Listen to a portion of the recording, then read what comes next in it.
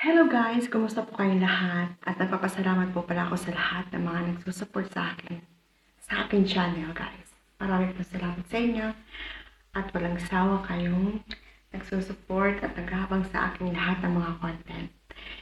Maraming po salamat and God bless po sa inyo lahat. Ngayon po ay order pa ako bago sa online. But ito po ay galing sa TikTok kasi may nakita pa akong magandang mga damit na partner na po siya na pwedeng pang araw-araw.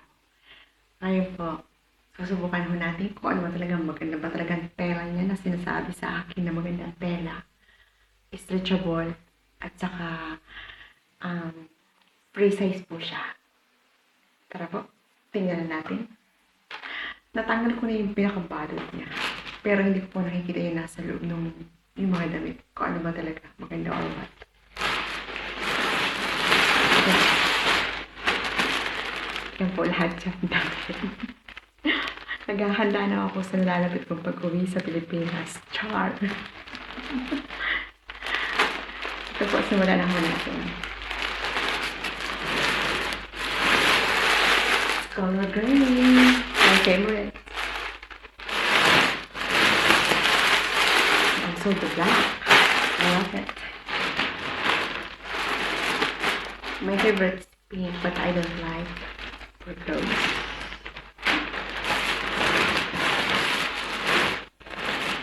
And next, my favorite again, color gray. Ganda.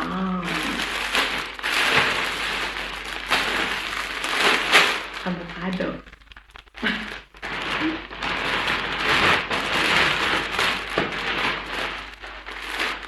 Ang color gray, but yung isang gray ay hindi same ang design niya. Pero same color, but the same design lang po siya ay magkaiba. Ayan po, may isa pa akong buksan. Ito ay gift ko sa aking dalawa.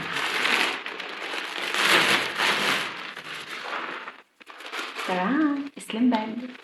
Napaka-ano lang po ito, malitan po siya. Pwede siyang honey bag at pwede yung shoulder bag. Tingnan po natin. Kasi po ako, mahilig talaga ako mag-collection ng mga bag at mga sandals, mga heels. At yung po isa naman sa akin nung yung pangalawa kong baby, yung pangalawa kong anak.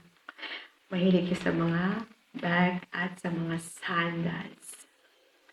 May mga heels. Lalo na nag-aaral siya ng college.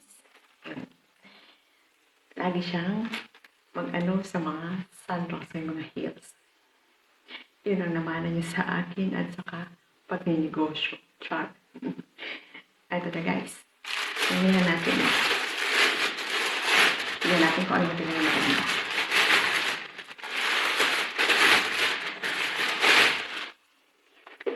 Ayan na guys. Malit lang po siya, slim bag lang siya. Pag alis-alis, yan, pwede niyo siya maggamit. Kasi sa Pilipinas po, mga bag ko doon na nasa Qatar ako. As in talaga marami po siya. Yung halos ginagamit ng aking mga anak. Pag-aaral, may malalaki siya, may maliliit, pang shoulder bag. Ayun. Ito po ay slim bag. Pero ngayon po ako, hindi ako masyado bumibili ng mga bag sa online. Kasi need ko mag-ipon. May 3 na ako. Graduating ho pala yung panganay ko. Ngayon, is coming September.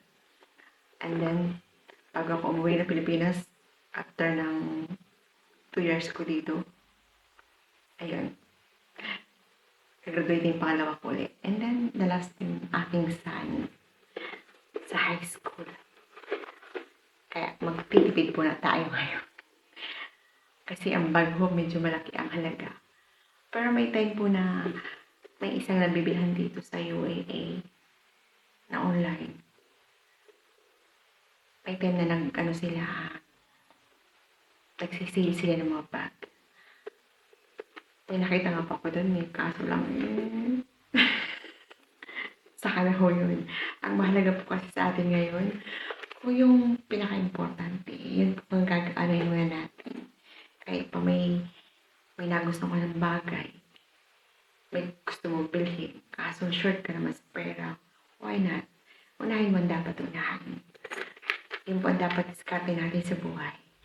Ako po nakakabili ako ng mga ganito kapag may sobra pa ako sa pera ko sa mga anak ko, sa pag-aaral. Kasi pag nagsahod na ako yan, nakalista na ako lahat yan, nakabudget na kung saan dapat gagastusin. Tapos may tira akong pera, pang savings po. Kahit kunti lang, at least may naisisave po ako. And then, titira pa ako ng pera dito. Kung may bibili pa ako parang sarili ko yun. Kasi pag bumibili lang po ako, ibabalik ako sa Pilipinas yun. And balik na po tayo sa ating nag-chika na ako. Basta po ang lagi niyong tatandaan. Kung ano po yung importante, yun po ang uunahin natin. Kasi naranasan ko na dati before. Through my experience. Yeah. Kaya this time, naging aral na po sa akin. At saka kahit pa paano matuto ako mag-sinop. Before kasi ganyan ang aking parat. Hindi na para sa sarili, but para rin sa iba. But now, mas importante na po kailangan. Ay, tama ba yun? Ang mahalaga daw po, yun, pinaka-importante, yun ang paglalaanan natin. Kaya dito na ako tayo sa bag. Napunta ako sa chika. Tingnan natin sa inside ng bag. Maliit lang po siya. Ayun siya. Ayan. Maliit lang po siya. Pwede po siya handy bag lang.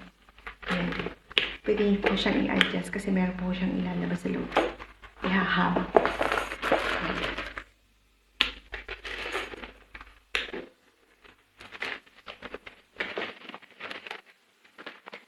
Alam niyo ba ang hilig ko sa shoulder bag na kanila? Pwede niyo po siyang gawin ganito. At pwede dito. Ayan. Pwede na po siya. Ayan. Simple lang mo siya. Ayan.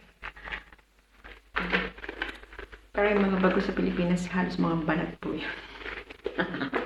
Mga class A lang po siya. Pero medyo mahal po. Charot.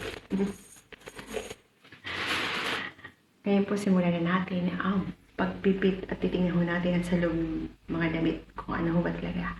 Kung malambot siya, stretchable ba talaga, totoo yung sinasabi sa akin sa binilahan ko. Tara!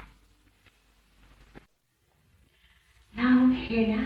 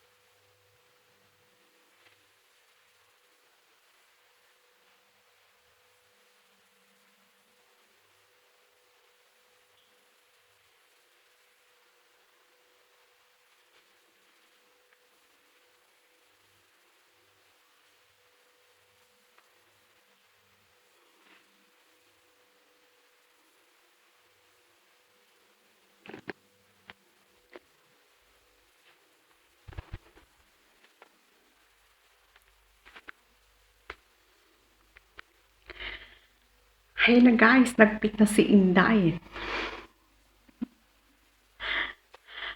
Ayun na po, picture na ho natin yung mga binili ko pong damit sa online.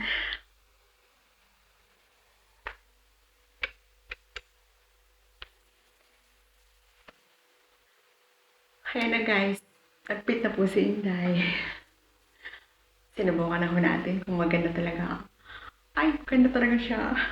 Price, I like it. Hindi ko ano yung pera ko. I love it. Yung sina color, oh. Mas lalo akong humuli sa kulay ko. Pero gusto ko siya. Kasi yung tela niya. Ayan. Pwede siyang pang araw-araw. At pwede na ho siyang panlakad. Kung may rubber shoes kayo at may sandals po kayo, pwede ho siyang partneran na. Kasi po ang style niya ay parang square pant ho siya. Pero po yung shirt niya, hindi ho siya masyadong mahaba. Tama lang po siya talaga sa partner niya. Kaya po hindi nakakaano na na partner mo ng sandals, na may heels, kahit 1 inch, pwede ho siya. At saka, shoulder bag kayo. Ayun. Di ba? Simple lang po. Alam niyo po sa pagdadala ng damit. Tandaan niyo po ito parati. Aanihin niyo po ang damit na mahal kung hindi naman ho kayo marunong magdala. Ayan ang po tatandaan niyo. Kahit pa mumurahin ang damit ninyo at kung kayo ay marunong magdala, maniwala po kayo. Mas maganda pa kayong tingnan sa mamahalin na damit. Ang totoo po nasa Pilipinas ako. Halos ang damit ko po ay ukay-ukay. Kasi dati po, may business pa akong ukay-ukay from Korea.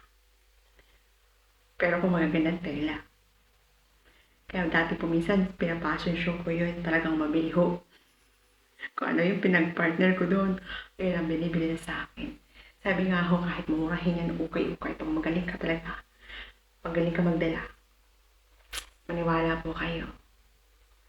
Sabi nga yun, believe ka sa sarili mo. Kaya mong dalhin kahit ano. Paano guys, hanggang dito na lang po. At maraming po salamat sa lahat, lahat. Sa love ninyo, sa sobrang yung support sa akin.